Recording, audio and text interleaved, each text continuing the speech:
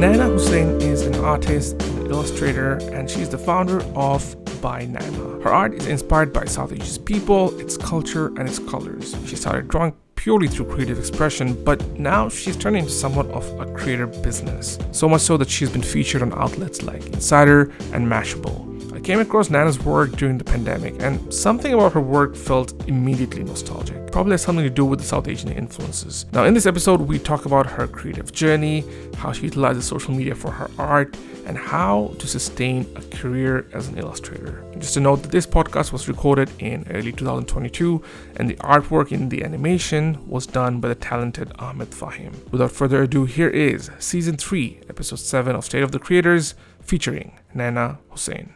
Hope you enjoy the show.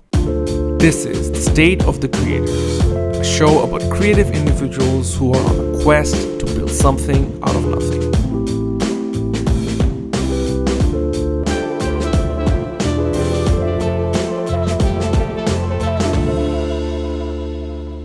That's the meaning of my name, Naina. My family calls me Naina, but the real pronunciation is Naina. So that's vision. All just leads up to the I that I use for my logo. That was the inspiration. So for those who don't know you, who is Naina Hussain? That's such an existential question. Who is Naina Hussain? I like to go by the fact that I am a hobbyist illustrator. I work with my family, but I think the main thing that I identify with is that I like to draw, right? That's how I express myself. And this is a very recent identity that I identify with, because a lot of my time in recent years has been consumed by it, and I have no complaints against it. I think after a long time, I found something that I am truly passionate about, and I'm 100% for it, and I don't mind identifying with it, right? I think a lot of creators do actually have this internal battle where sometimes we feel not fully okay with expressing ourselves as the creator, or identifying ourselves. I don't know if it's societal expectations or just feeling that imposter syndrome where it's like, who am I to call myself an artist or an illustrator, and I think that battle is something that most creators do tackle. So I think the fact that you've kind of overcome that hill, Yeah. and you just said that I'm fully okay of identifying myself as an illustrator, as an artist. That's super cool.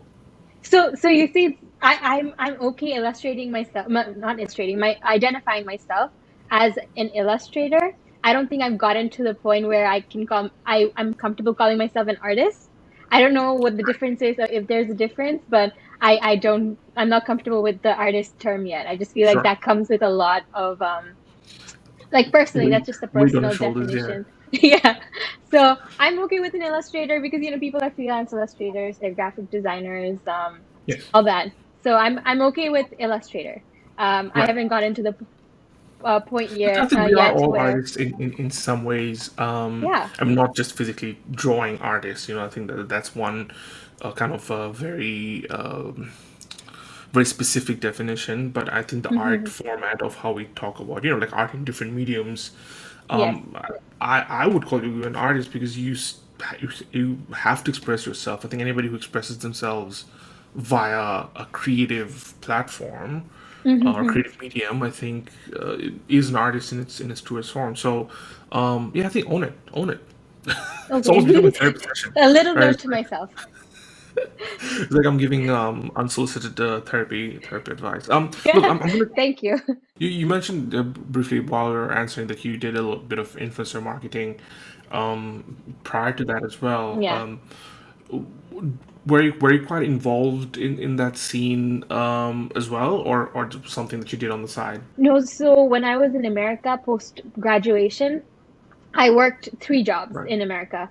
Um, my parents wanted me to come back to Bangladesh and join the Yeah. family business, but I always had this goal that I want to work for someone under someone before I joined the family business. I just wanted that experience for myself. It's just like a personal goal, that career goal that I had. So, and I've always been a little creative. I started drawing when I was in college, so I knew I wanted to do something in the creative field, while still working with data, while still working with strategy. So knowing that these are areas that I'm interested in, I went into advertising. So I did a little bit of data science, I did a little bit of media planning, and then finally I did influencer marketing for this uh, home appliance. So like it was Home Depot. So I was doing influencer marketing for Home Depot. And during that time, I actually got to work with so this was my full-time job. That was your question. It wasn't something on the side, but I really got to see understand the realm of influencer marketing in America. How are these brands using influencer marketing? How much are they spending? What are they spending on? What is the important things, right? What are we measuring at the end of the day? So I really found that interesting because I was comparing the Bangladesh scene in 2019, right, to what I was doing in America. And I was trying to compare how is it different?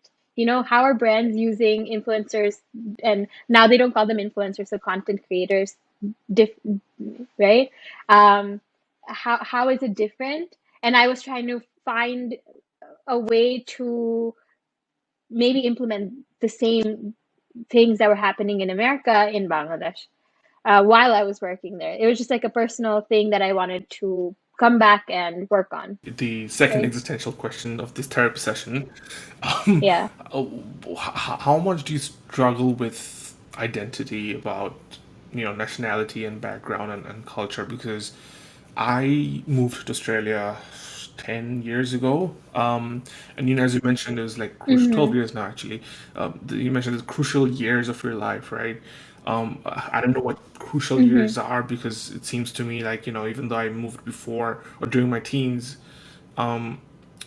some of the years in their 20s still felt very crucial. So every year went past, I felt like I'm kind of detaching myself with what I'd left behind, but there's still part of me, and now I'm kind of Mm-hmm. adopting to or adapting to this new lifestyle, new identity, and I'm this weird hybrid situation, right? Um, Yeah. do you feel anything similar? I think this whole generation of people like us who've kind of been in that limbo, like, would you call yourself, in that hybrid position? I think I identify with when what you say, Mm, what is crucial, right? What are yeah, your crucial years? So I think it yeah, depends from person to person. Um, do I think that I feel like a hybrid identity? I think I do. I think I do because I still feel that I am Bangladeshi, right? I am Bangladeshi. I grew up in Bangladesh. I went to school here. I graduated from high school, and then I moved to mm, America. I think I do identify with what you said, where hybrid. It's a hybrid identity almost, because a lot of the yeah, thought process that I now identify with, the way I think about certain issues, about a certain way of life, is I don't think the average person in Bangladesh would identify with that, right? Or someone right. from my parents is, With yeah, that cultural yeah, yeah. background. But I still feel I am very culturally um, skewed towards my Bangladeshi identity. That at the end of the day, I want to come back Yeah, to yeah, Bangladesh, and I always have, right? And at the end of the day, I want to yes, hold on to a lot of my Bangladeshi values. yeah, Yeah, it's a yeah. No, complex situation. it's tough, isn't it? Because I think about it often, and it'll soon be, I would have spent more time in Australia than I would have in Bangladesh, like within the next 2 years. That, like, I'm going to slowly, that it's not going to be Mm. 50-50 anymore. So it just makes me wonder and think all the time, right? It's like, where do I stand? But talking about your early years, were you always creative? Like, did you know that you said that you identify yourself as an illustrator, but and you mentioned that you liked to draw as growing up, but even prior to that, as you were growing up in school, were you always skewed towards creative stuff? I think more later in my school years, I was skewed towards wanting to draw, wanting to paint, and I think our Mm. curriculum had a lot to do with it. When I was younger, my sister used to be really good at art, and I always wanted to be good at art, but it wasn't something that, I didn't want to be an artist, right? That wasn't something that I was Right. thinking along the lines of. But I went to an international school here. I did this IB diploma program, and there, you have to do art. And during that time, Right. we've had I've had around two or three teachers, and all of whom have pushed us to try things outside the box. Because um, from up until grade 5, I went to a normal English medium school, like they call in Bangladesh, and there, art was Right. very constricting. Is that a word? Uh, Uh, Constrictive. you know what I I know mean? what you. I know what you're trying to Where say. where everything is I know what you everyone mean. is Yeah. drawing the same thing. Everyone is painting the Yes. same Yes. way. Everyone is using pastels, or they're Right. using oil paint, right? Like Yes. everything restrictive. Restrictive. Restrictive is the Restrictive. word. Yeah. Restrictive. Yeah. Um, We're gonna play more Wordle. yeah, so restrictive. But when I went to my new school where I was doing the IB program, we weren't bound by any medium. We weren't bound by a certain kind of way to paint or certain thing to paint. It was it was based on, Mm. different artists' work, different research that we were told, choking out. Now that you've done research on this artist and the way they draw, now do something that is, personal to you, but true to this artist's form. And I think that taught me Right. a lot about the research process of what Yeah. medium I like to work with. What do I like to draw? Yes. What am I interested in? So that part from grade 6 to grade 12, that was very important to me, as Right. someone who likes to That, draw now. yeah. Yeah, that's I've studied architecture for my bachelor's, and one of the biggest takeaways, even though I didn't continue after, but one of the biggest takeaways I had was that research process, as you mentioned, is how do you draw inspiration from these legends or great artists without making it seem like you're, Yeah. plagiarizing, but still adding your personal, values and personal inspirations to it. So I think that's super awesome that you got to pick it up at a younger age. But it's I was looking at your Behance profile, and you've been posting there from like Hmm. 2014, so it's been a while, and it sounds like a lot of the work that you did, during that time, or prior in your school time, was very, Hmm. hands-on, with pastel and with paper and pen. So why the decision to move into more digital based illustration as you grew Yeah. up? So this want to do digital art came in grade 11 for me. So grade 11 and 12 in my school meant this is full, everything's fully up to me. The teachers are not going to tell me what artist to look Mm. into. The teachers are not going to tell me what medium to use, where to draw, what to draw on. This is completely up to me based on everything that I've learned so far.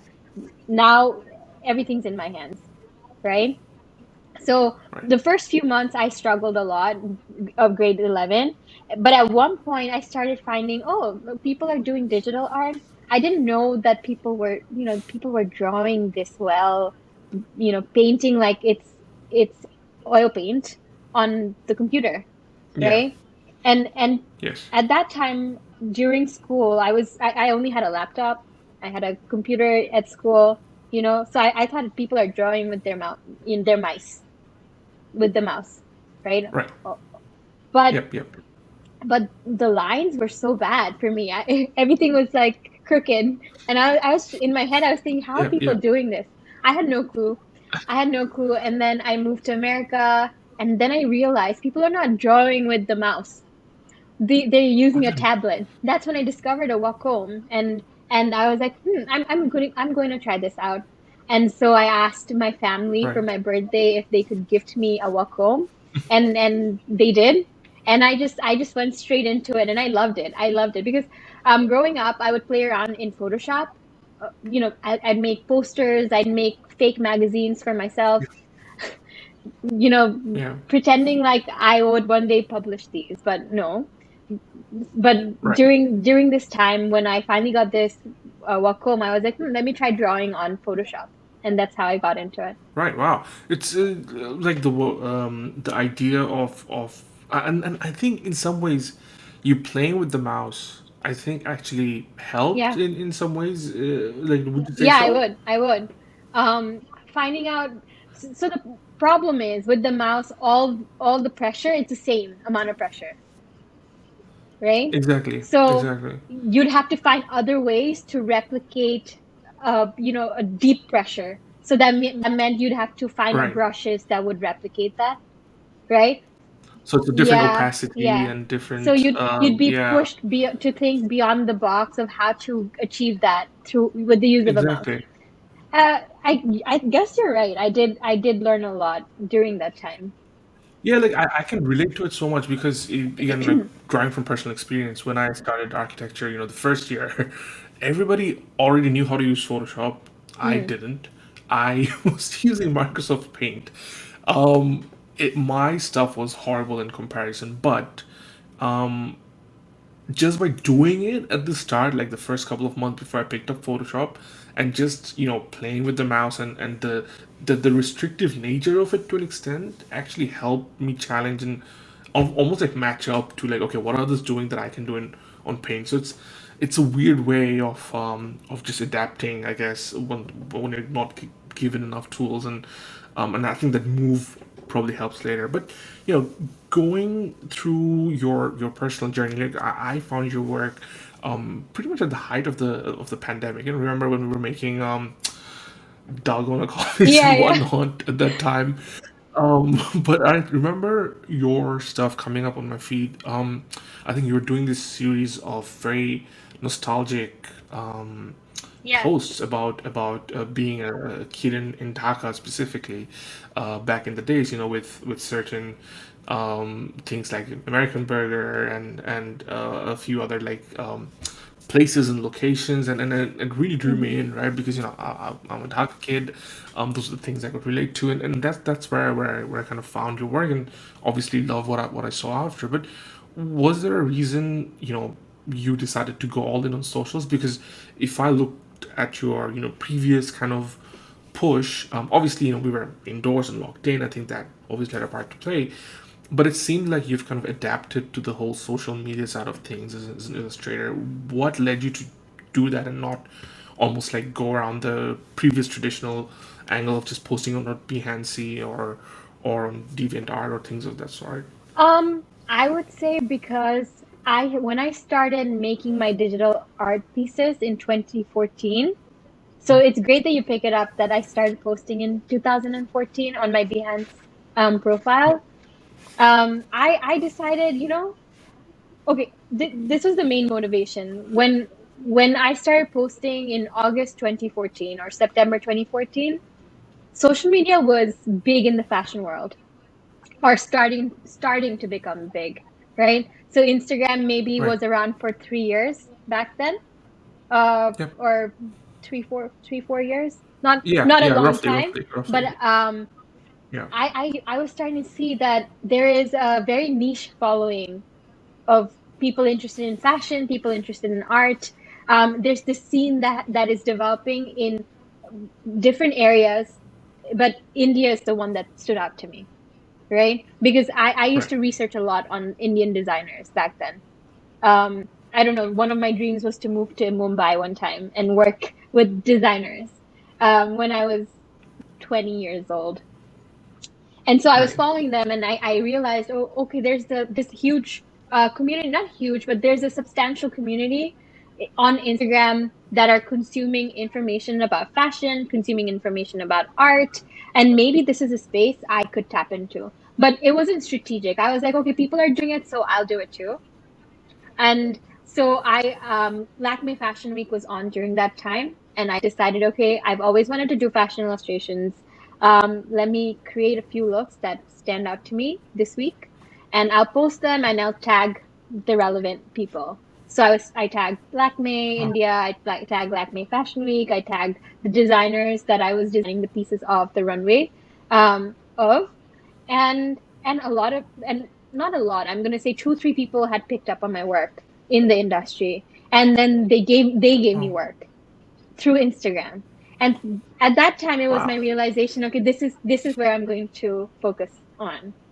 And at that time, I was posting through my personal Instagram feed, Yeah. and I did that for maybe 3 years. I was posting my work alongside my personal posts. And in 2018, if I'm not mistaken, is when I decided, okay, no, I'm gonna separate the two. I'm gonna create byNainah, where all my artwork goes, and then I'll just make my personal profile private. Right. It's uh, with your push at that time in 2014, I think what you did is obviously very unique at the time because, and I think because you're kind of one of the first movers, there weren't a lot of illustrators at the time as well. I think it was somewhat easier compared to Oh, today, where 100%. everybody would be doing that same Yeah. tactic. You know what I mean?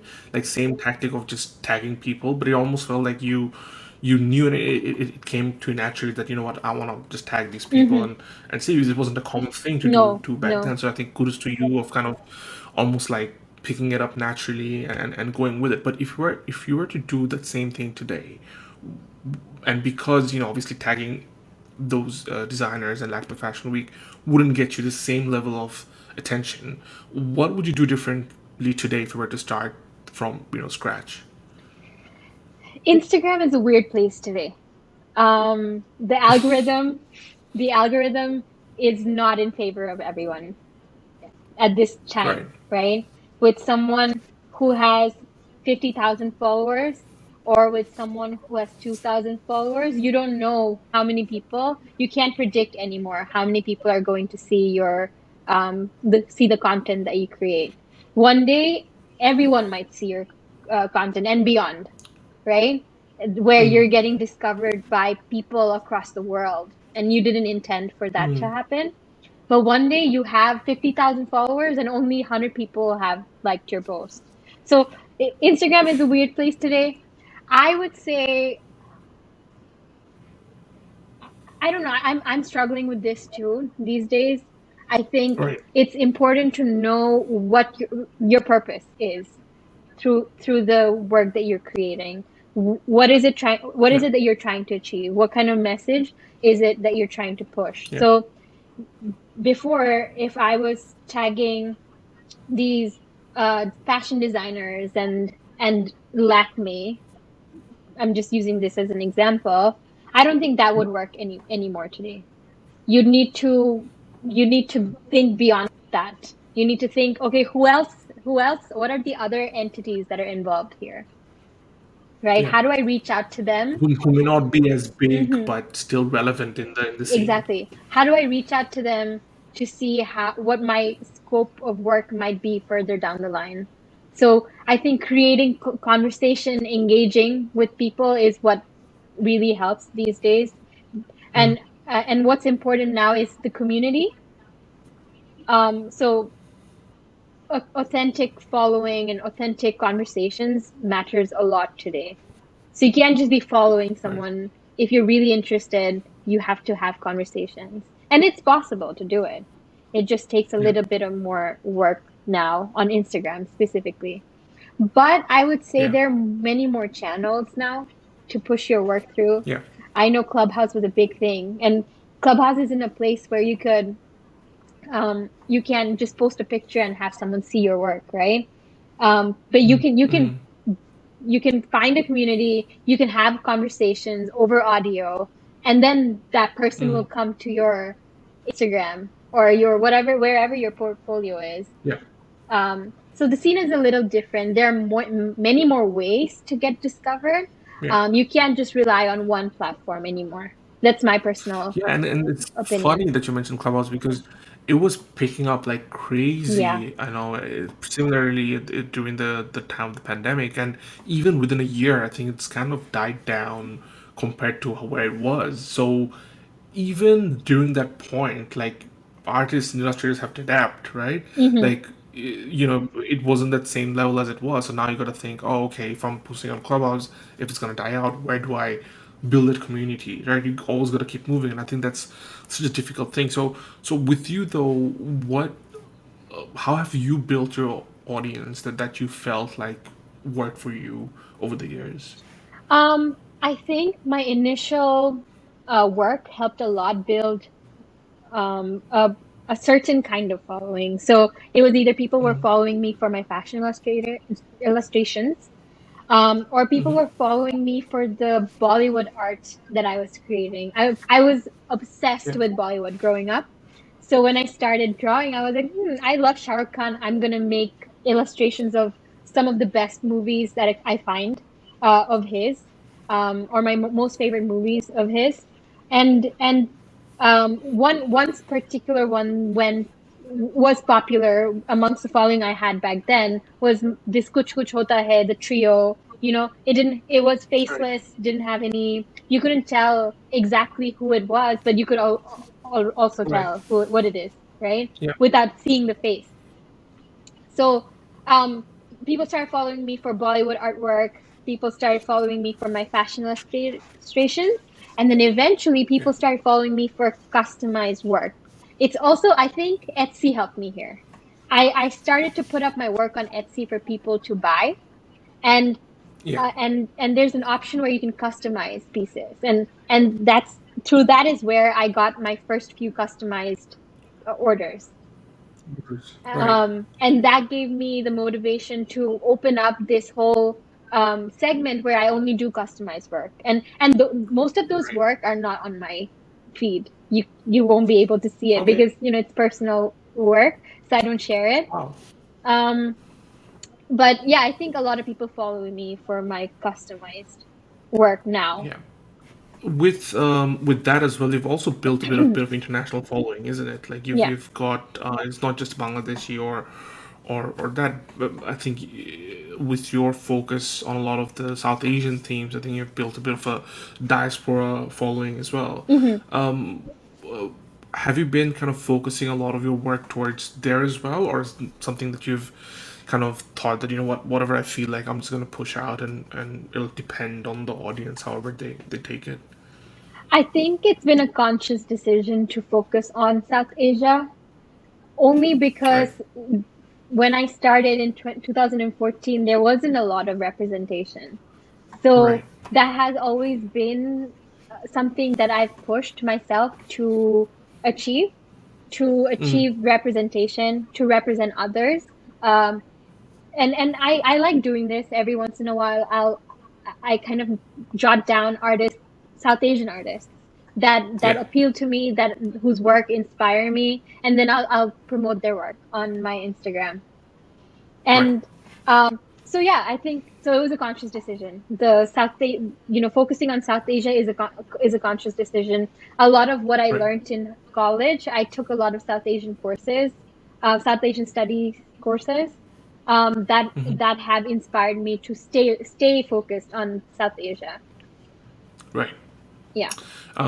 Just a while back, you mentioned about Etsy. Like people are leaving negative comments, and I'm sure that's not the only place where you might get No. negative reviews, right? Hmm. Because at least with Etsy, it kind of made sense because they weren't getting their orders shipping on time and stuff. But I think on places like Instagram and even on Facebook and other areas, anybody who creates tend to face a lot of almost unneeded backlash. Have you ever had to deal with anything of that sort? And if so, how do you go about them?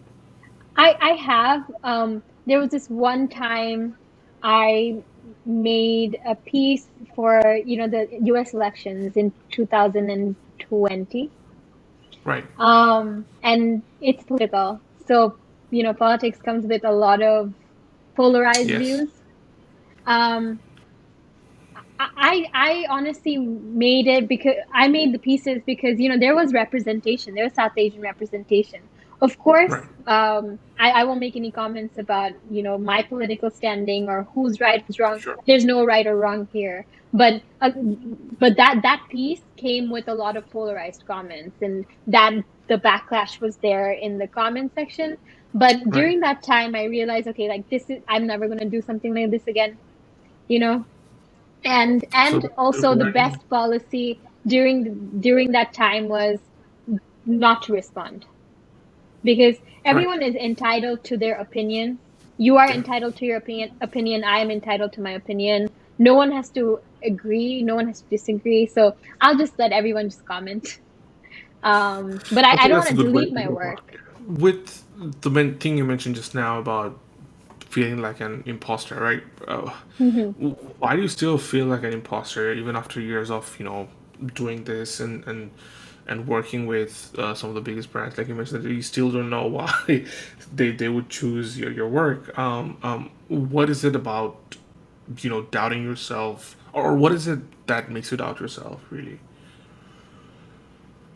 That's a tough question. I don't know why. I just feel like there's so many artists out there that are doing so much better work than me. And I don't know better is the right term, but they have to me they are inspirational. To me their Right. work is inspirational, right? So I guess I ask, why me? And I tend to ask that over and over again, why me?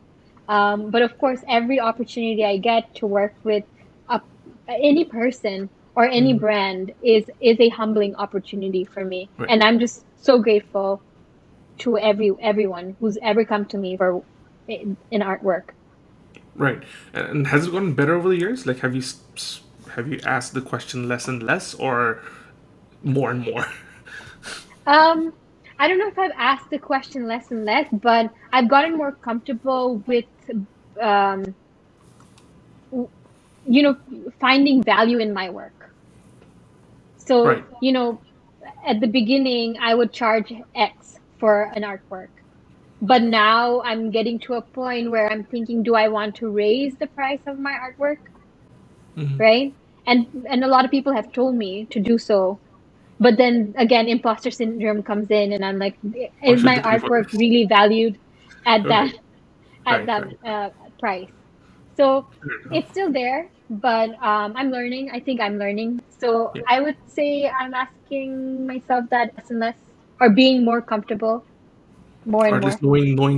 knowing that you kind of have an answer to that question Yeah, to a good extent. yeah, What yeah. happens during your creative ruts? I know. Do you have them first of all? Like, do you go through creative blocks, and what do you do if you do? I do, and I think the past 1.5 years have been the worst for me. Wow. I've just it's been so long. I just have no inspiration. And That's it crazy. might be because um the work that I'm doing right now in the PR scene, it requires a lot of client work, um which sometimes can uh, maybe diminish your creativity as an artist or as an illustrator or as a creative, because at the end of the day the client is right, Yeah, you're and fulfilling you have their to deliver needs. what the client wants, Yeah. right? So a lot of the creativity is based on them, not you. So Right. not I, or not myself. So cheers to your. That's it. What is quality to you? Quality, I think quality to me is heart. So your heart has to be in the work that you're doing, Right. and that will reflect in the work that comes out. So yeah, quality is heart. Biggest reward that you get from being an illustrator, in terms of like what Um, feels great, is when you do things. Yeah. the most rewarding thing about being an illustrator is when someone comes to me and asks me to make a gift for their loved one or loved ones, right? Yeah. That they are trusting me with a piece that is going to be close to their heart, to both of their hearts, Yeah. Yeah. right? And and that's not restrained to one particular place in time, right?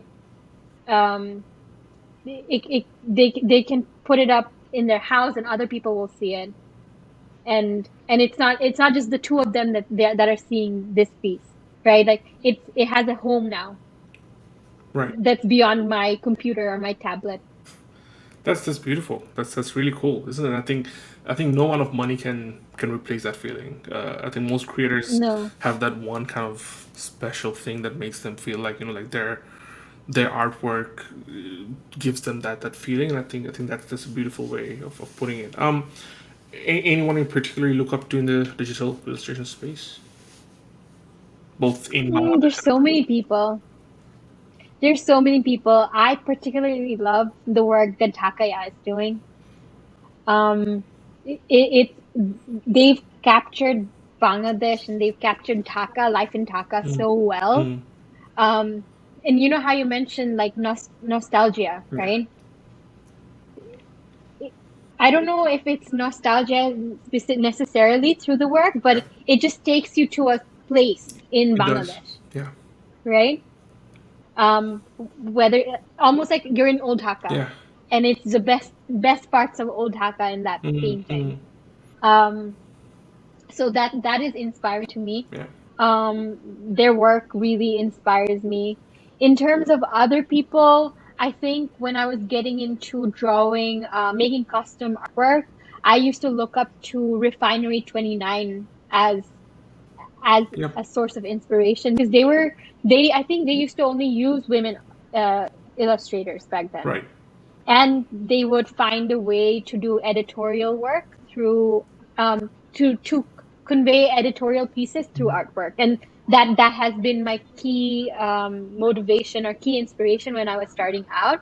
And I think now more and more, I think right before we started this conversation, you were asking me, do I have any plans for the near future? I want to get into editorial artwork where, you know, I'm making pieces for editorial news Oh, or opinion pieces. cause do you do something like that already once? I think you I've did. I've done, I You've think, yeah, done. I've done two, three pieces Yeah. already. And I enjoy that. It really pushes you to think beyond the box. How do you capture a whole story in one artwork? Yeah, and some of the stuff that the New York Times So comes I, up I need with. to build a lot of skills there. Sorry, Sorry, I think sorry, there's a you're bit of saying. lag. But I said that some of the stuff that New York Times have done, like just that become iconic pieces that tell the story of the Yeah, entire world of the training times, right? So yeah, I think it's a career that'd be awesome. yeah. That's definitely something I want to go into, but there's a lot of um, practice that's needed Yeah. there. So I'm going to take this year to focus on that. Awesome. It's funny because my next question was, what's your goal in the next few years? So you could kind of answer that. So I'm gonna go straight Yeah, up kind of. into the final question of the day, which is finally, what are three things that a digital illustrator or an aspiring digital illustrator should do to walk in the shoes that you've walked? Um, practice, practice, and um, no, I would say practice. Practice every day to find not to better your skills necessarily, but to find what is most authentic to you. What is it that you really enjoy Mm, doing? What is it that you really enjoy making artwork of, right? mm, And once you do that, once you get into the flow of it, you found it. You found one direction right. to start from or start with, right? As someone who's been creating artwork for nearly 10 years, no, not 10 years, eight Yeah. years, I feel like I don't have a specific style that I work with. I feel like I'm still learning, but I don't mind that. Some people will come and I've had people come and tell me that, what is your style? You have so many things that you're trying. What is your Mm, style? And at first, I thought that was bad that I didn't have a style as an artist. But there's the flip side of it, right? That I that's fine that I don't have a style, that I'm developing a style every day. But people have also told me, Nana, when I see your work, I know that this is your work because of the colors I Yeah. use or of the formation I use. So it kind of balances out. Right. Well, Nana, bye, Nana. Thanks for your time. Appreciate that you've managed to give pretty much an hour to this conversation. I hope that the imposter syndrome dies for the both of us, and then we do great things this year. Yeah. So appreciate Yeah. everything that you do. Thank you. Thank you so much for having this chat with me. Good luck to you. I am sure, just good luck to you. I'm sure you'll find a way to get out of this imposter syndrome. I hope we both That's do. it. All right, Nana, I'll end it here.